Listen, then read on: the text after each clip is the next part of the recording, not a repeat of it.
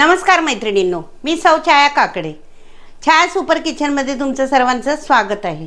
तर आज मी दाखवत आहे तीळपोळी. तर मी तुम्हाला कृती आणि साहित्य हे एकत्रित दाखवते.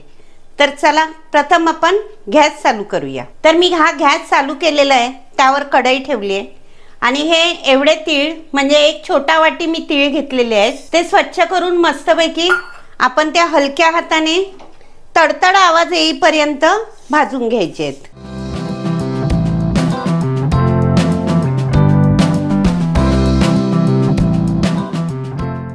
तीळ आपल्याला कच्चेही ठेवायचे नाही आणि करपूही द्यायचे नाही की जेणेकरून ते कडसर लागतील.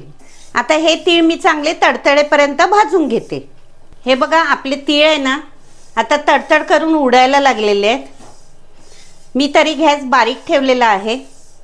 आता मी गॅस बंद करते आणि हे तीळ आहे ना संपूर्णपणे थंड करून घेते. तर आपले हे तीळ हे बघा आता थंड झालेले आहेत आणि तिळाप्रमाणेच मी अर्धा वाटी शेंगदाणे घेतले, तेही भाजून त्याची सालं काढून घेतली. आता त्याचेही मी कूट करून घेते, परंतु तो कूट आहे ना आपल्याला बारीक करायचा नाही आहे, थोडंसं चालू बंद असं करायचं आहे. जास्त फिरवलं तर ऑइल सुटतं त्याचं, म्हणून आपण चालू बंद करायचं आहे.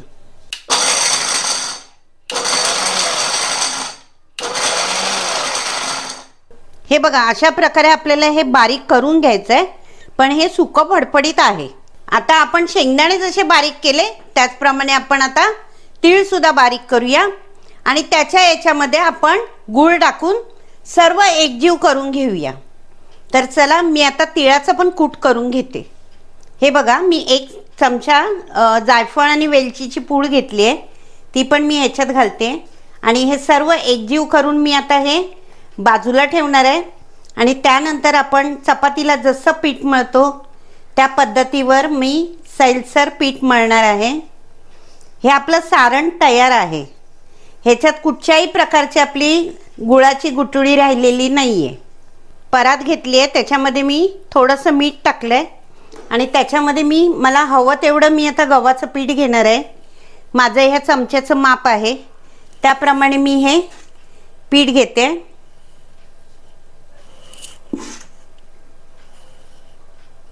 आता ह्याच्यामध्ये मी तेल टाकणार आहे. माझे हे चमचे छोटे आहेत, त्यानुसार मी हे आता तेल टाकून घेते. 3 चमचे मी तेल टाकते आणि हे सर्व मी एकजीव करते.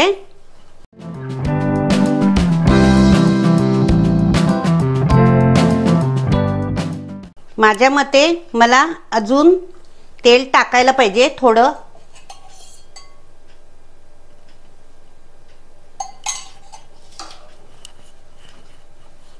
आपण ज्याप्रमाणे गव्हाची कणिक मळतो ना, बस त्याचप्रमाणे आपल्याला करायचं आहे. ही अशी मुठ्ठी तयार झाली पाहिजे. थोडं थोडं पाणी टाकून सैलसर आपल्याला हे भिजवून घ्यायचं आहे.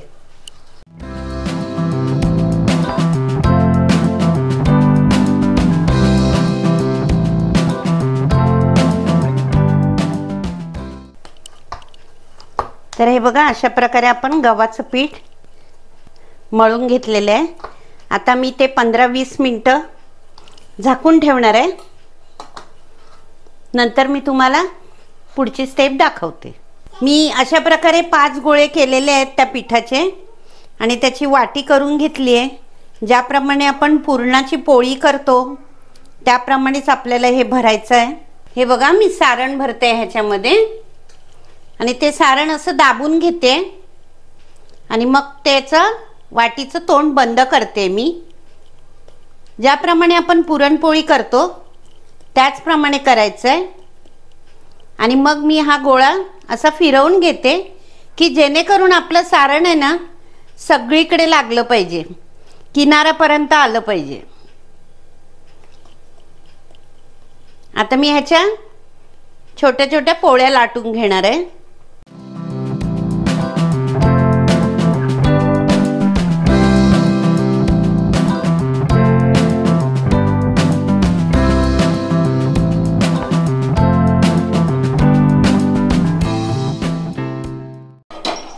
छानपैकी मी तव्याला तेल लावून घेते आमच्याकडे तूप कुणी खात नाही आहे. आणि ही बघा आपली छान सगळीकडे मस्त सारण पसरलेलं आहे.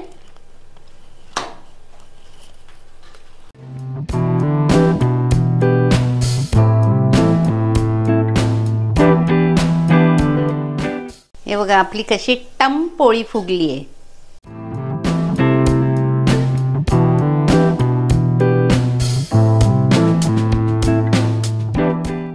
हे बघा छान पैकी आपली पोळी मस्त टम फुगली आहे. अशा प्रकारे आपली ही पोळी झालेली आहे. आता ही मी दुसरी पुरणपोळी करते. पुरणपोळी म्हणजे तिळाची पोळी. आणि अशाच प्रकारे मी त्या उरलेल्या 3 गोळ्यांच्या पोळ्या करून घेणार आहे. आणि मी त्या सर्व झाल्यानंतर तुम्हाला दाखवणारच आहे. तर चला, ह्या आपल्या तिळाच्या पोळ्या तयार आहेत. मकर संक्रांती स्पेशल तिळाची पोळी. ज्याप्रमाणे पुरणपोळी करताना मजा येते त्याच्यात डबल मजा ह्या पोळ्या करताना येते. तर मकर संक्रांतीसाठी मी ह्या पोळ्या केलेल्या आहेत. त्याचप्रमाणे मकर संक्रांतीच्या सगळ्यांना हार्दिक हार्दिक हार्दिक शुभेच्छा. आणि तिळगुळ घ्या, गोड गोड बोला. आमची परी बाकी नाही बोलत, ती फक्त रडत असते. तर माझी ही रेसिपी तुम्हाला कशी वाटली? आवडली असेल लाईक करा, शेअर करा, सबस्क्राईब करा.